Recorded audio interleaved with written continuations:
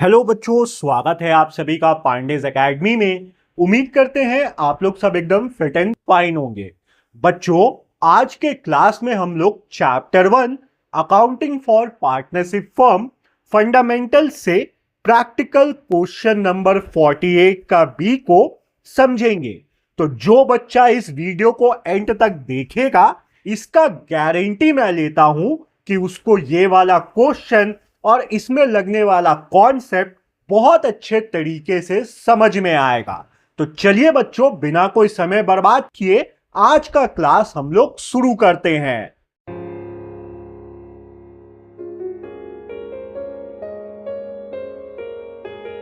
बच्चों, सबसे पहले क्वेश्चन को हम लोग अच्छे तरीके से रीड करेंगे।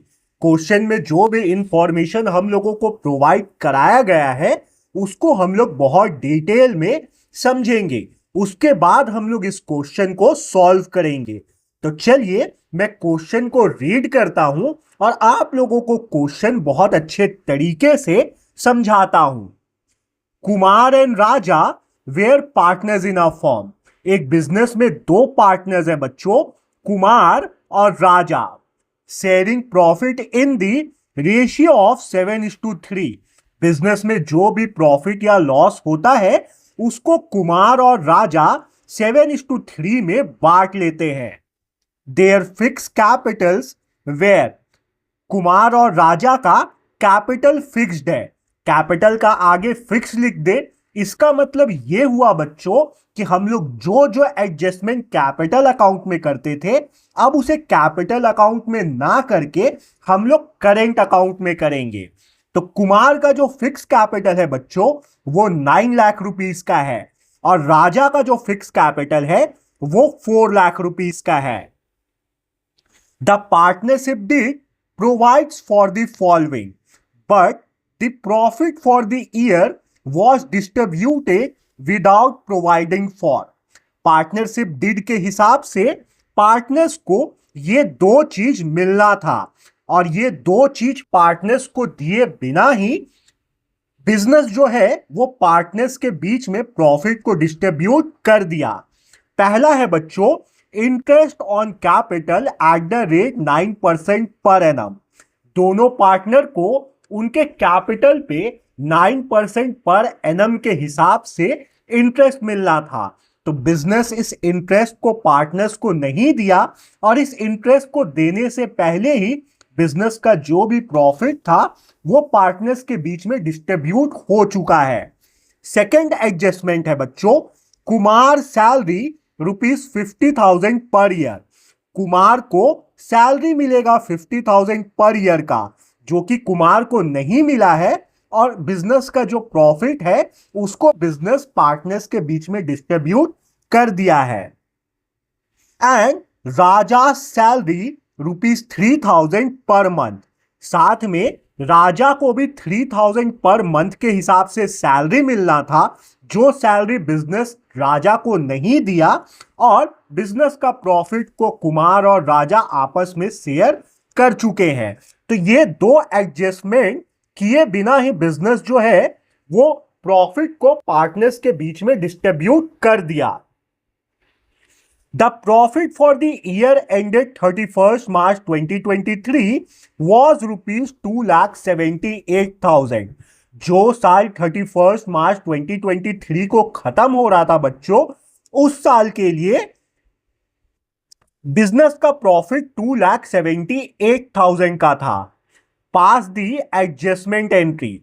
हम लोगों को एडजस्टमेंट एंट्री पास करना है।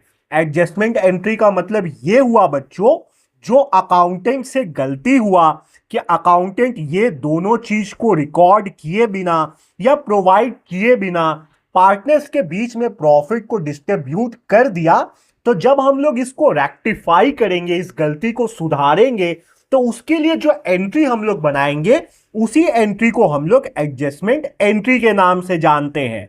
तो बच्चों, उम्मीद करता हूं कि क्वेश्चन आप लोगों को बहुत अच्छे तरीके से समझ आया होगा। अब हम लोग इसका सॉल्यूशन बनाएंगे।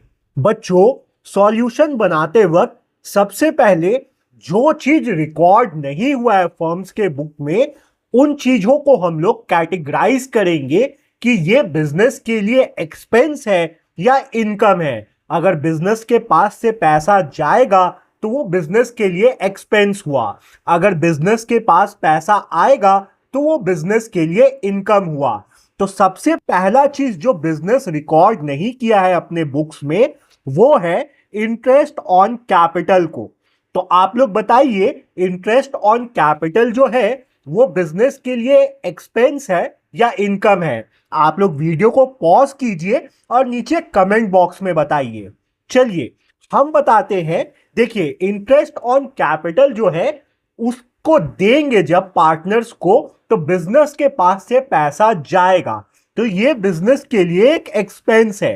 तो इसके बगल में आप लोग ई लिख लीजिए। सेम इसी तरीके से जब कुमार और राजा को सैलरी मिलेगा तो आप लोग ये सोचिए कि ये बिजनेस के लिए एक एक्सपेंस है या इनकम है। बिजनेस के पास से पैसा जाएगा तो ये बिजनेस के लिए एक एक्सपेंस है। तो हम लोग बोलेंगे कि जो सेकंड वाला एडजस्टमेंट है जो रिकॉर्ड नहीं हुआ है ये भी एक एक्सपेंस है बिजनेस के लिए। इतना काम हम लोग कर लिए। अब बच्चों हम लोग इंटरेस्ट ऑन कैपिटल का कैलकुलेशन करेंगे। कुमार का कैपिटल 9 लाख का था, राजा का कैपिटल 4 लाख का था। तो हम लोग 9 लाख और 4 लाख पे 9% के हिसाब से इंटरेस्ट कैलकुलेट करेंगे। तो हम लोग हेडिंग दे देंगे calculation of interest on capital, और सबसे पहले हम लोग कुमार के कैपिटल पे उसके इंटरेस्ट को कैलकुलेट करेंगे। तो हम लोग लिखेंगे कुमार का जो कैपिटल था बच्चों वो 9 लाख का था। तो हम लोग 9 लाख का 9% निकाल देंगे जो कि हमारे पास आएगा 81,000। यानी कुमार को उसके कैपिटल पे 81,000 का इंटरेस्ट मिला। सेम इसी तरीके से राजा के कैपिटल पे उसका इंटरेस्ट कैलकुलेट करेंगे। तो राजा का जो कैपिटल था बच्चों वो 4 लाख रुपीस का था। तो 4 लाख का हम लोग कैलकुलेट कर देंगे 9%, जो कि होगा 36,000। यानी राजा को उसके कैपिटल पे 36,000 का इंटरेस्ट मिला। अब बच्चों हम लोगों को सैलरी कैलकुलेट करना है। तो ध्यान दीजिएगा, कुमार का सैलरी जो है वो पर ईयर के बेसिस पे दिया है। 50,000 कुमार को सैलरी मिलता है पर ईयर।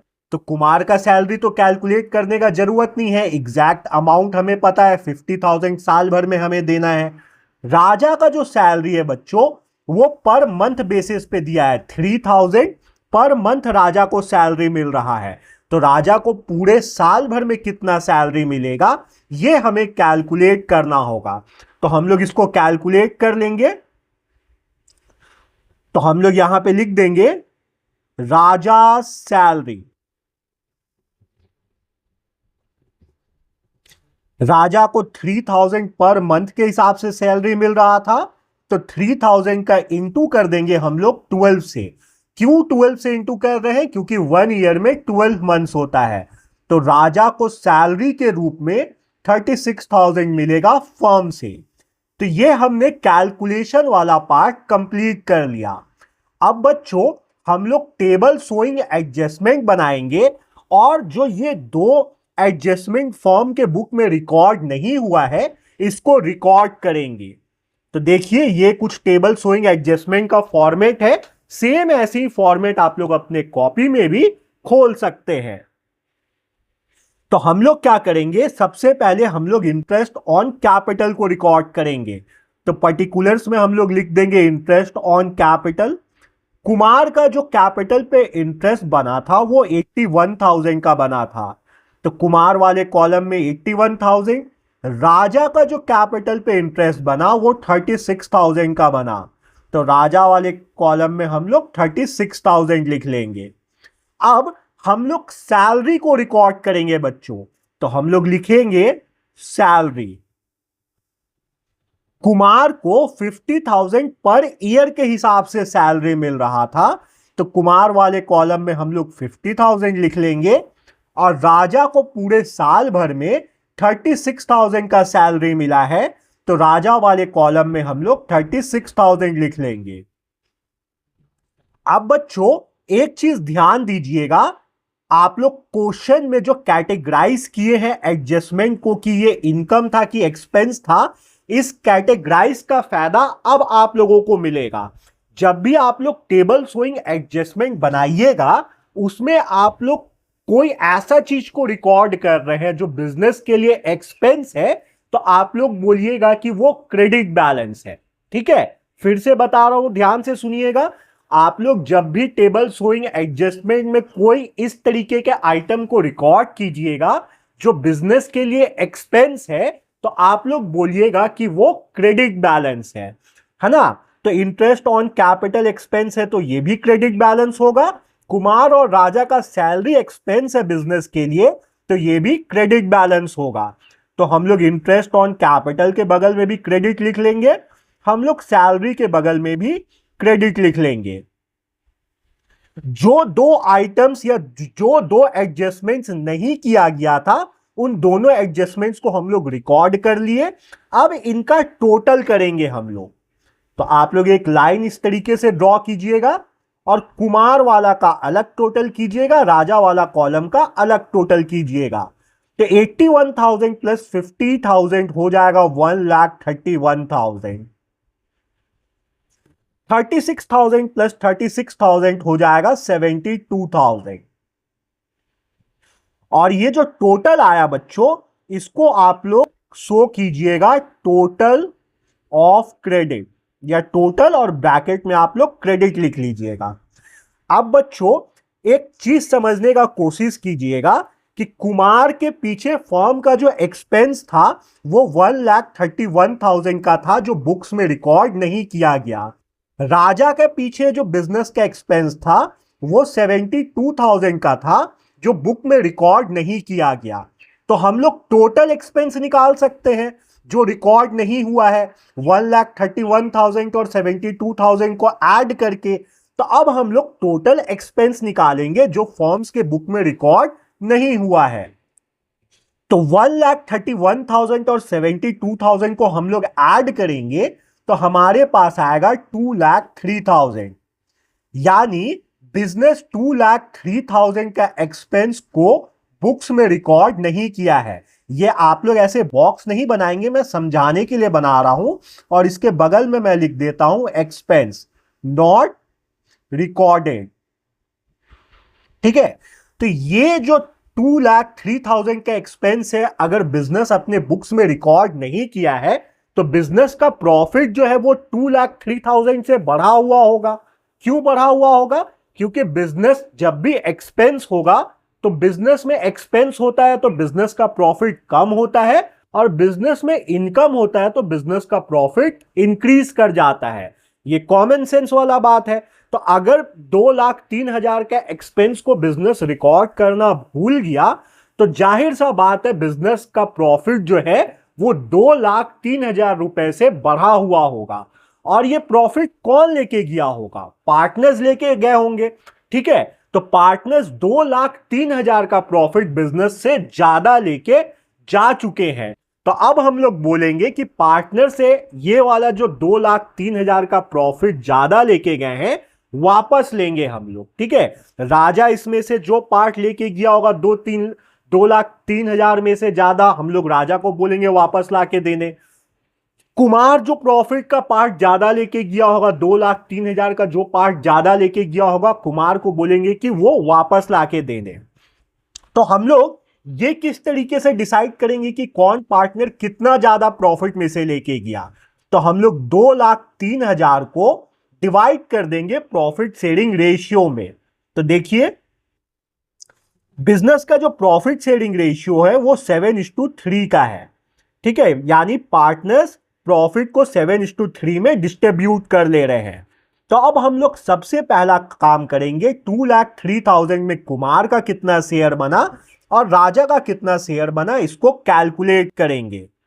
तो हम लोग लिखेंगे 7:3 का था रेशियो, तो 7:3, 7 + 3 10 होगा।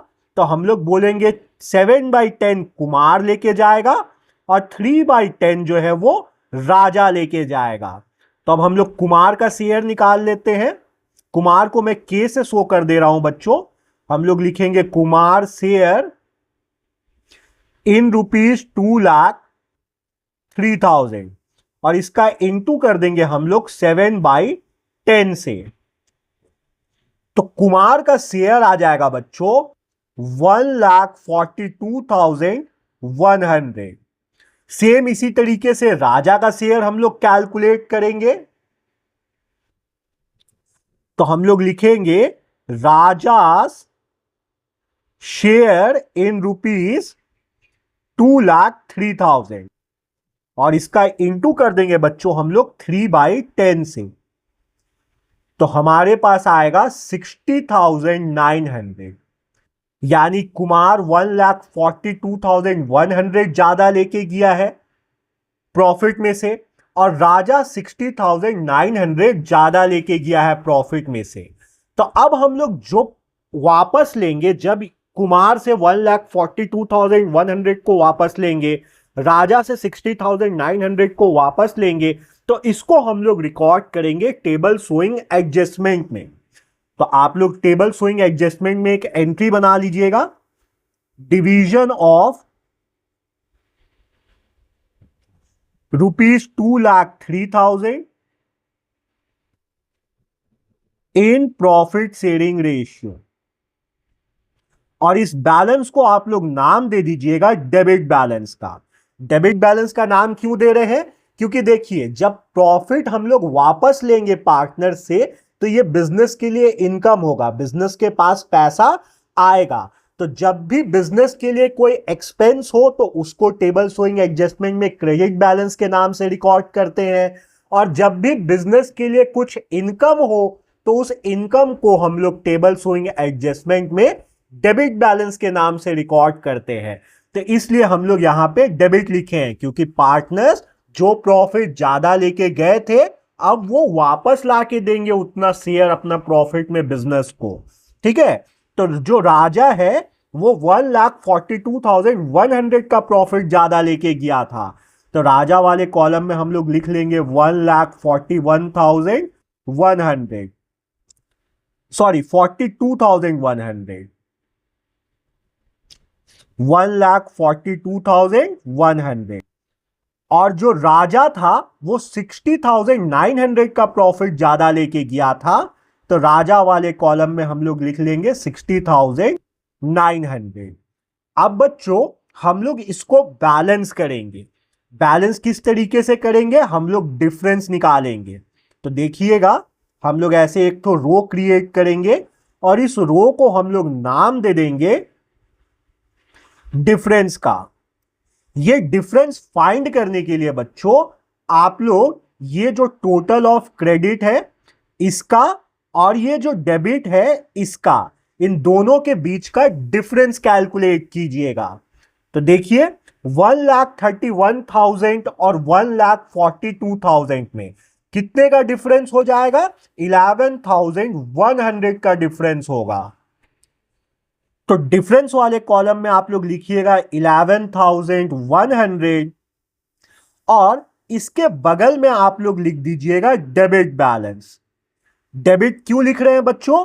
क्योंकि देखिए क्रेडिट बैलेंस जो था वो 1,31,000 का था, डेबिट बैलेंस 1,42,100 का था। तो डेबिट बैलेंस जो था कुमार वाले कॉलम में वो बड़ा था, तो हमने डिफरेंस निकाला डेबिट और क्रेडिट को माइनस करके, और क्रेडिट और डेबिट में से जो बैलेंस बड़ा है उसी बैलेंस का नाम हम लोग दे देंगे ये डिफरेंस के बगल में।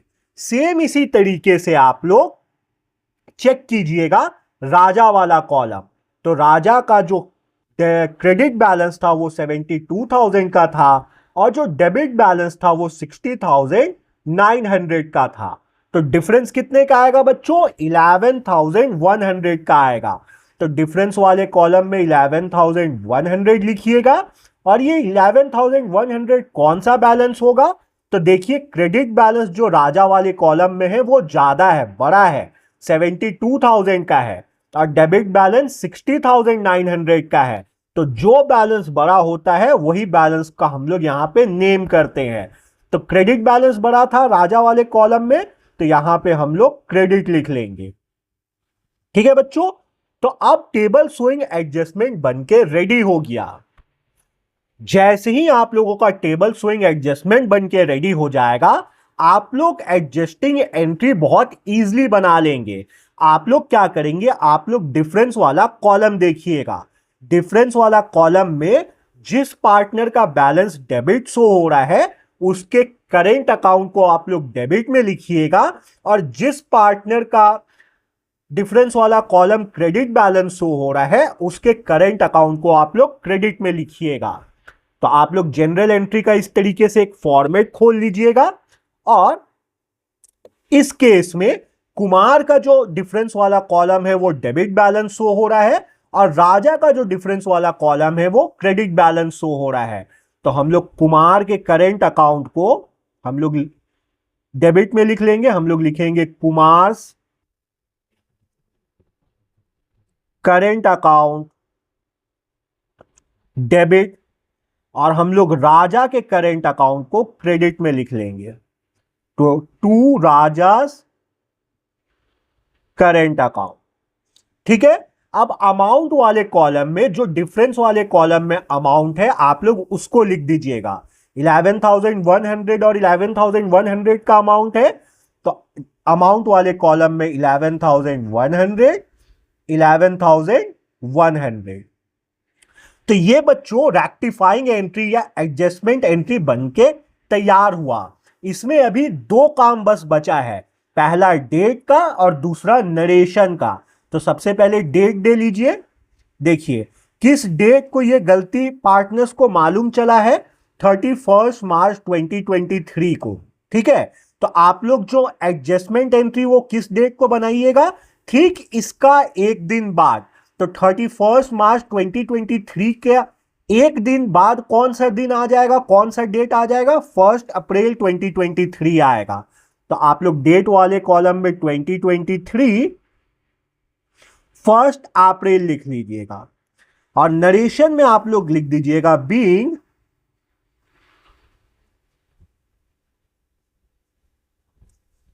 Rectifying entry for omission. ये आप लोगों का नरेशन हो गया। तो ये प्रैक्टिकल क्वेश्चन नंबर 48 का बी बनके रेडी हुआ बच्चों। उम्मीद करते हैं ये क्वेश्चन आप लोगों को बहुत अच्छे तरीके से समझ आया होगा। अगर अभी भी आप लोगों को कहीं डाउट है तो आप लोग वीडियो को एक बार रिवाइंड करके देखिए। उसके बाद भी अगर आप लोगों को डाउट रहता है तो आप लोगों को जिस पार्ट में डाउट है वो पार्ट मुझे कमेंट कीजिए, मैं आप लोगों का डाउट जरूर से क्लियर कर दूंगा। मिलते हैं बच्चों अपने नेक्स्ट क्लास में, जब तक आप लोग अपना ख्याल रखिए।